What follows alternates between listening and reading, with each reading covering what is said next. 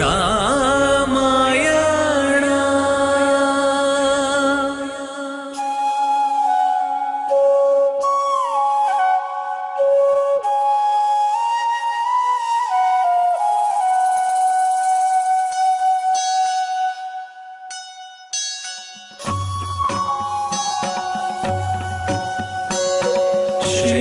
ಶ್ರೀರಾಮಚಂದ್ರ ಕೃಪಾಲು ಭಜಮನ ಹರಣ ಭವ ಭಯದಾರುಣಂ ನವಕಂಜಲೋಚನ ಕಂಜಮುಖ ಕರಗಂಧ ವರಗಂಧಾರುಣಂ. ಶ್ರೀರಾಮಚಂದ್ರ ಕೃಪಾಲು ಭಜಮನ ಹರಣ ಭವ ಭಯದಾರುಣಂ ನವಕಂಜಲೋಚನ ಕಂಜಮುಖ ಕರಗಂಧ ವರಗಂಧಾರುಣಂ.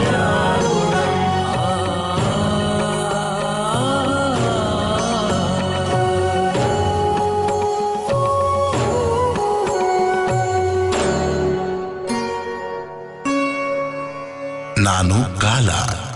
ಪತೀತ ಪಾವನಿ ಗಂಗೆಯಲ್ಲಿ ಸ್ನಾನ ಮಾಡಿ ಮುಂದೆ ವಿಶ್ವಾಮಿತ್ರರ ಜೊತೆ ರಾಮ ಲಕ್ಷ್ಮಣರು ಮಿಥಿಲೆಗೆ ತಲುಪಿದರು. ಅಲ್ಲಿಯ ವಾತಾವರಣವನ್ನ ನೋಡಿ ಅವರಿಗೆ ಆಶ್ಚರ್ಯವಾಗಿತ್ತು. ಆ ವಾತಾವರಣವನ್ನ ನೋಡುತ್ತಲೇ ಮೈಮರೆತರು. ಅಂತಹ ಸುಂದರ ವಾತಾವರಣವನ್ನು ಅವರು ಎಂದೂ ನೋಡಿರಲಿಲ್ಲ. ನುಣುಪಾದ ಸುಂದರ ರಸ್ತೆಗಳು, ಹಾಡಿ ಕುಣಿದಾಡುತ್ತಿರುವ ಜನರು, ಅಲ್ಲಿ ಇಲ್ಲಿ ಮುತ್ತುಗಳನ್ನ ನುಂಗುತ್ತಿರುವ ಹಂಸಗಳು, ನಿರ್ಭಯವಾಗಿ ಓಡಾಡುತ್ತಿರುವ ಪ್ರಾಣಿ ಪಕ್ಷಿಗಳು ಅವರಿಗೆ ಸ್ವಯಂ ಮೃಣ್ಮಯಿಯ ತೊಟ್ಟಿಲಲ್ಲಿ ಬಂದಂತಿತ್ತು. ಆಹಾ, ಎಂತಹ ಸುಂದರ ವಾತಾವರಣವಿಲ್ಲಿ! ಶೀತಲ ಮಂದಸ್ಮಿತ ಗಾಳಿ, ಅದರ ಮಧುರ ಅನುಭೂತಿ. ಗುರುದೇವ, ಇದು ಯಾರ ನೆಲ ಗುರುದೇವ? ಹೌದು ಗುರುದೇವ, ಸ್ವರ್ಗಕ್ಕೆ ಬಂದ ಹಾಗೆ ಅನಿಸುತ್ತಿದೆ. ಪ್ರಿಯ ರಾಮ ಲಕ್ಷ್ಮಣರೇ, ಇದೇ ಮಿಥಿಲೆ. ಇಲ್ಲೇ ಮಹಾರಾಜ ಜನಕ ರಾಜ್ಯಭಾರ ಮಾಡುತ್ತಿದ್ದಾರೆ. ಗುರುದೇವ, ಈ ಮಾವಿನ ಹಣ್ಣಿನ ತೋಟವನ್ನು ನೋಡಿ. ಅದು ನಮ್ಮನ್ನು ಸ್ವಲ್ಪ ಕಾಲ ವಿಶ್ರಮಿಸಲು ಕೇಳಿಕೊಳ್ಳುತ್ತಿರುವ ಹಾಗೆ ಕಾಣುತ್ತಿಲ್ಲವೇ? ಆಹಾ ಆಹಾ, ಎಂತಹ ಸುಂದರವಾದ ಕಲ್ಪನೆ ರಾಮ ನಿನ್ನದು. ಮೊದಲು ನಾವು ಬಂದ ವಿಷಯವನ್ನು ಜನಕ ಮಹಾರಾಜರಿಗೆ ಕಳುಹಿಸಿ ಆಮೇಲೆ ಇಲ್ಲಿಯೇ ವಿಶ್ರಮಿಸೋಣ. ನೋಡಿ ರಾಮ ಸುಂದರ ಉಪವನ, ಕರೆಯಿತು ಕೈ ಚಾಚಿ ಮಾಡಲು ವಿಶ್ರಾಮ. ಮಿಥಿಲೆ ಸೌಂದರ್ಯ ಅಸಾಧಾರಣ, ಆನಂದವಾಯಿತು ಸರ್ವರ ತನ ಮನ. ಮಹಾಪರಿಷದ ಸಾವಧಾನ, ಪರಮ ಸಹಿಷ್ಣು ಗೋಬ್ರಾಹ್ಮಣ ಪರಿಪಾಲಕ, ಪ್ರಜಾಹಿತ ರಕ್ಷಕ, ಮಿಥಿಲಾ ನರೇಶ ಭೂಪಾಲಕ, ವಿದೇಹ ರಾಜ ಮಹಾರಾಜ ಜನಕ ಆಗಮಿಸುತ್ತಿದ್ದಾರೆ.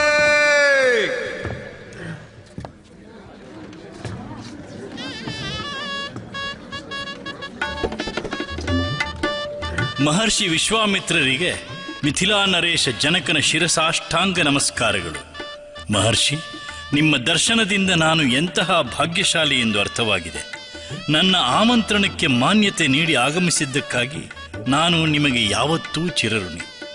ಆದರೆ ನಿಮ್ಮ ಜೊತೆ ಸೂರ್ಯನಂತೆ ಹೊಳೆಯುತ್ತಿರುವ ಈ ಯುವಕರಾರು? ಮಹಾರಾಜ, ಇವನು ಅಯೋಧ್ಯಾಪತಿ ದಶರಥನ ಜ್ಯೇಷ್ಠ ಪುತ್ರ ರಾಮಚಂದ್ರ. ಇವನು ಅವರ ತೃತೀಯ ಪುತ್ರ ಲಕ್ಷ್ಮಣ. ಶ್ರೀರಾಮ, ಶ್ರೀಲಕ್ಷ್ಮಣ, ಆಹಾ, ಎಂತಹ ಸುಂದರ ನಾಮಗಳು! ಮಿಥಿಲಾ ನರೇಶ ಶ್ರೀ ಜನಕನಿಗೆ ರಾಮನ ಪ್ರಣಾಮಗಳು ಸ್ವೀಕರಿಸಿ. ಶ್ರೀರಾಮನ ಅನುಜ ಲಕ್ಷ್ಮಣನ ಪ್ರಣಾಮಗಳು ಮಹಾರಾಜ. ಶುಭಮಸ್ತು, ಕಲ್ಯಾಣಮಸ್ತು. ರಾಜನ್, ರಾಮ ಮತ್ತು ಲಕ್ಷ್ಮಣರು ಸಾಧಾರಣ ರಾಜಕುಮಾರರಲ್ಲ. ಈ ಅಣ್ಣ ತಮ್ಮಂದಿರು ಕೇವಲ ಸ್ಫುರದ್ರೂಪಿಗಳಷ್ಟೇ ಅಲ್ಲ. ಇವರ ಧೈರ್ಯ ಸಾಹಸಗಳ ಮೇಲೆ ಸಾವಿರಾರು ಕೃತಿಗಳನ್ನು ರಚಿಸಬಹುದು. ಎಷ್ಟೋ ಅಸುರರನ್ನು ಹೊಡೆದು ಈ ಬಾಲಕರು ನನ್ನ ಯಜ್ಞ ರಕ್ಷಣೆಯ ಪವಿತ್ರ ಕಾರ್ಯ ಮಾಡಿದ್ದಾರೆ. ಮಹರ್ಷಿ, ನಿಮ್ಮ ಜೊತೆ ಈ ಸ್ವಯಂವರಕ್ಕೆ ಶ್ರೀ ರಾಮಲಕ್ಷ್ಮಣರು ಆಗಮಿಸಿದ್ದು ನನ್ನ ಸೌಭಾಗ್ಯ. ನನ್ನ ಮನಸ್ಸಿಗೆ ಇಂದು ಯಾಕೋ ನಿಶ್ಚಿಂತೆ ಇದೆ. ನನ್ನ ಬಹಳ ದಿನಗಳ ಮನೋರಥ ಶೀಘ್ರದಲ್ಲೇ ಪೂರ್ಣಗೊಳ್ಳುವಂತಿದೆ. ಮಹಾರಾಜ ಜನಕ, ನಿಮ್ಮ ಕಾಮನೆ ಪೂರ್ಣಗೊಳ್ಳುವುದು ಅದು ನನ್ನ ಕಾಮನೆಯೂ ಹೌದು. ಮಹರ್ಷಿ, ನೀವು ನಮ್ಮ ರಾಜ್ಯಕ್ಕೀಗ ಅತಿಥಿ. ನೀವು ಮತ್ತು ನಿಮ್ಮ ರಾಜಕುಮಾರರು ಅತಿಥಿ ಗೃಹಕ್ಕೆ ತೆರಳಿ ಫಲಹಾರ ಸ್ವೀಕರಿಸಿ ವಿಶ್ರಮಿಸಿ. ನಾಳೆ ಯಜ್ಞವಿದೆ. ಸೀತಾ ಸ್ವಯಂವರ ಪ್ರಾರಂಭವಾಗಲಿದೆ. ನಾಳೆ ನನ್ನ ಸೀತೆಯ ಭಾಗ್ಯದ ಹೊರಬಾಗಿಲು ತೆರೆಯಲಿದೆ. ಹಾಗೇ ಆಗಲಿ ಮಹಾರಾಜ.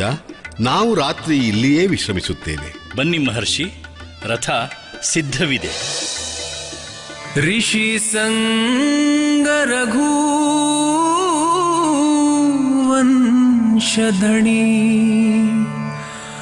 भोजा विश्रांति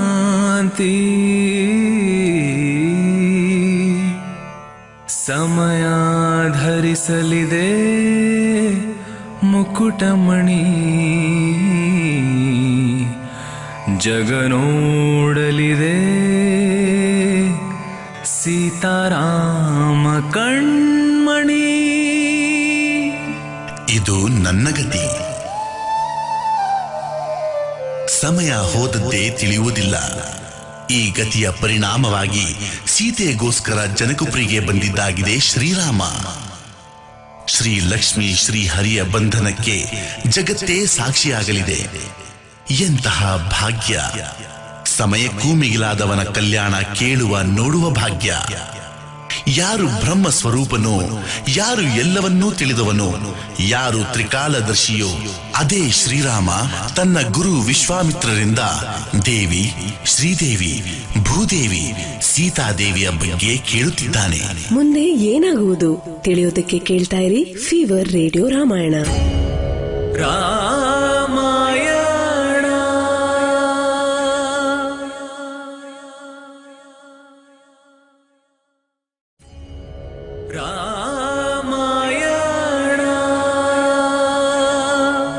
ಇದು ನನ್ನ ಗತಿ. ಸಮಯ ಹೋದದ್ದೇ ತಿಳಿಯುವುದಿಲ್ಲ. ಈ ಗತಿಯ ಪರಿಣಾಮವಾಗಿ ಸೀತೆಗೋಸ್ಕರ ಜನಕಪುರಿಗೆ ಬಂದಿದ್ದಾಗಿದೆ ಶ್ರೀರಾಮ. ಶ್ರೀ ಲಕ್ಷ್ಮಿ ಶ್ರೀ ಹರಿಯ ಬಂಧನಕ್ಕೆ ಜಗತ್ತೇ ಸಾಕ್ಷಿಯಾಗಲಿದೆ. ಎಂತಹ ಭಾಗ್ಯ! ಸಮಯಕ್ಕೂ ಮಿಗಿಲಾದವನ ಕಲ್ಯಾಣ ಕೇಳುವ ನೋಡುವ ಭಾಗ್ಯ. ಯಾರು ಬ್ರಹ್ಮ ಸ್ವರೂಪನೋ, ಯಾರು ಎಲ್ಲವನ್ನೂ ತಿಳಿದವನೋ, ಯಾರು ತ್ರಿಕಾಲದರ್ಶಿಯೋ ಅದೇ ಶ್ರೀರಾಮ ತನ್ನ ಗುರು ವಿಶ್ವಾಮಿತ್ರರಿಂದ ದೇವಿ, ಶ್ರೀದೇವಿ, ಭೂದೇವಿ, ಸೀತಾದೇವಿಯ ಬಗ್ಗೆ ಕೇಳುತ್ತಿದ್ದಾನೆ. ಗುರುದೇವ, ಜನಕ ನಂದಿನಿ ಸೀತೆಯ ವಿವಾಹಕ್ಕಾಗಿ ಸ್ವಯಂವರವನ್ನೇಕೆ ಏರ್ಪಡಿಸಿದ್ದಾರೆ? ಸೀತೆಯ ಬಗ್ಗೆ ನಮಗೆ ಹೇಳುತ್ತೀರಾ ಗುರುದೇವ? ರಾಮಚಂದ್ರ, ಕಥೆ ಎಂದರೆ ನಿನಗೆ ಎಷ್ಟೊಂದು ಇಷ್ಟ ಅಲ್ಲವೇ? ಇದಕ್ಕೂ ಒಂದು ಕಥೆ ಇದೆ. ಕಥೆ ಹೇಳುತ್ತೇನೆ. ಮಹಾರಾಜ ಜನಕನಿಗೆ ಒಂದು ಬಾರಿ ಒಂದು ದೊಡ್ಡ ವಿಪತ್ತು ಕಾದಿತ್ತು. ಇಡೀ ಜನಕಪುರಿಗೆ ಕ್ಷಾಮ ಬಂದ ಹಾಗಿತ್ತು. ಘೋರ ಅಕಾಲ. ಅನ್ನ ಜಲ ಅಭಾವದಿಂದ ಜನ ತ್ರಾಹಿಯಾಗಿ ಹೋಗಿದ್ದರು. ನೀರಡಿಕೆಯಿಂದ ಭೂಮಿ ಹರಿದು ಹೋಗಿತ್ತು.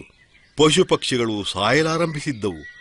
ಆಗ ಮಹಾರಾಜ ಜನಕ ತಮ್ಮ ಕುಲಗುರುಗಳಿಗೆ ಮೊರೆ ಹೋದರು. ಗುರುದೇವ, ಮಿಥಿಲೆಯ ಜನ, ಪ್ರಾಣಿ ಪಕ್ಷಿಗಳು ಹಸಿವೆ ನೀರಡಿಕೆಯಿಂದ ತ್ರಾಹಿ ಎನ್ನುತ್ತಿವೆ. ಮಳೆಯಾಗದ ಕಾರಣ ಅನ್ನ ಜಲದ ಅಕಾಲ ಬಿದ್ದಿದೆ. ಪ್ರಜೆಗಳು ಪ್ರಾಣ ಸಂಕಟದಲ್ಲಿದ್ದಾರೆ. ಕೃಪೆ ಮಾಡಿ ಶೀಘ್ರವೇ ನಮಗೊಂದು ಉಪಾಯ ತಿಳಿಸಿ. ಮಳೆ ಬರುವ ಉಪಾಯ. ಮಿಥಿಲೆಯ ನೆಲ ಒಣಗಿ ಹೋಗಿದೆ. ಮಹಾರಾಜ, ಗ್ರಹ ನಕ್ಷತ್ರಗಳ ಗತಿ ನಿಮಗೆ ಅನುಕೂಲವಾಗುವಂತೆ ಇಲ್ಲ. ಆದರೆ ಒಂದು ವಿಶೇಷ ಅನುಷ್ಠಾನ ಕೈಗೊಂಡರೆ ಸಂಕಟ ತೊಲಗಬಹುದು. ಏನದು ಗುರುದೇವ? ನನಗೆ ಶೀಘ್ರವೇ ತಿಳಿಸಿ. ಮಹಾರಾಜ, ಆ ಅನುಷ್ಠಾನ ನಿಮ್ಮ ಗೌರವ ಪದ ಪ್ರತಿಷ್ಠೆಗೆ ಅನುಕೂಲವಾಗಿಲ್ಲ. ಹೀಗಿದ್ದರೂ ನೀವು ಮಾಡುವುದಾದರೆ ಹೇಳುತ್ತೇನೆ. ಗುರುದೇವ, ನನ್ನ ಪ್ರಜೆಗಳ ಪ್ರಾಣದ ರಕ್ಷಣೆಯಾಗಬೇಕಾಗಿದೆ. ಎಂತಹುದೇ ಅನುಷ್ಠಾನಕ್ಕೂ ನಾನು ಸಿದ್ಧ. ನೀವು ಶೀಘ್ರವೇ ಅದನ್ನು ತಿಳಿಸಿ. ಮಹಾರಾಜ, ನಿಮಗೆ ಮಹಾರಾಣಿ ಸಹಿತ ಶ್ರವಣ ನಕ್ಷತ್ರದ ಪ್ರಥಮ ಚರಣದಲ್ಲಿ ಮಿಥಿಲೆಯ ಪೂರ್ವ ಭಾಗದ ಒಂದು ನೆಲವನ್ನು ನೇಗಿಲಿನಿಂದ ಹೂಳಬೇಕು. ಎಂತಹ ಉಪಾಯ? ಮಹಾರಾಜನಿಗೆ ಪ್ರಜೆಗಳ ಸಂಕಟ ದೂರ ಮಾಡಬೇಕೆಂದರೆ ತಾನೇ ತನ್ನ ಮಹಾರಾಣಿಯ ಸಹಿತ ನೇಗಿಲು ಹಿಡಿದು ನೆಲ ಉಳುವ ಉಪಾಯ. ಜನಕ ಮತ್ತು ಮಹಾರಾಣಿ ಗುರುಗಳ ಆಜ್ಞೆಯಂತೆ ಹಾಗೆಯೇ ಮಾಡಿದರು.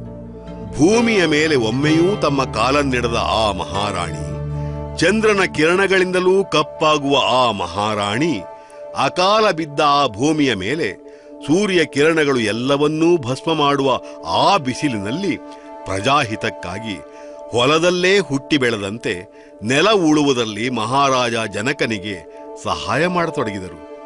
ಜನಕಾಪುರಿ ಪ್ರಜೆಗಳಿಗೆ ಮಹಾರಾಣಿಯ ಮೇಲೆ ಎಲ್ಲಿಲ್ಲದ ಗೌರವ.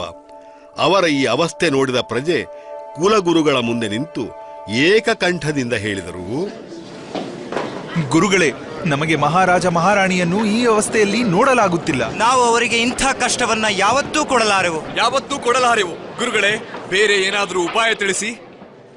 ಆದರೆ ಮಹಾರಾಜ ಜನಕನ ಪ್ರಾಣ ತನ್ನ ಪ್ರಜೆಗಳಲ್ಲೇ.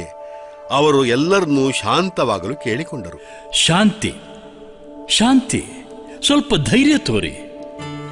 ತನ್ನ ಪ್ರಜೆಗಳಿಗೋಸ್ಕರ ಒಂದು ದಿನ ಕಷ್ಟಪಡದ ರಾಜನೇಕಿರಬೇಕು? ರೆಟ್ಟೆ ಮುರಿದು ರೈತರು ಬೆವರು ಸುರಿಸಿ ನಮ್ಮನ್ನು ಸಾಕುತ್ತಾರೆ. ಅವರು ನಮ್ಮ ತಾಯಿ ತಂದೆ.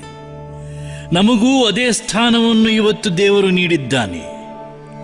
ಈ ಕೆಲಸವನ್ನು ಮಾಡುತ್ತಾ ನನ್ನ ತಲೆ ಗರ್ವದಿಂದ ಆಕಾಶದೆತ್ತರಕ್ಕೆ ಬೆಳೆದಿದೆ. ನೀವು ಚಿಂತಿಸಬೇಡಿ. ರಾಜ ಜನಕನ ಪ್ರಜಾಪ್ರೇಮದ ಕಥೆಯನ್ನ ಹೇಳುತ್ತಿದ್ದಾರೆ ವಿಶ್ವಾಮಿತ್ರರು. ಆ ಕಥೆಯ ಉತ್ತರದಲ್ಲಿ ಸಕಲ ಸಂಸಾರವೇ ಪಾವನಗೊಳ್ಳಲಿದೆ.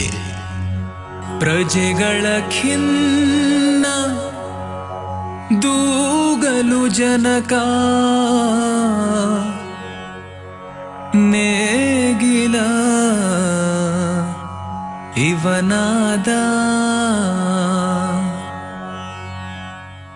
ಪದವಿ ತೊರೆದು ದಾಸನಾದನು, ಪದವಿ ತೊರೆದು ದಾಸನಾದನು.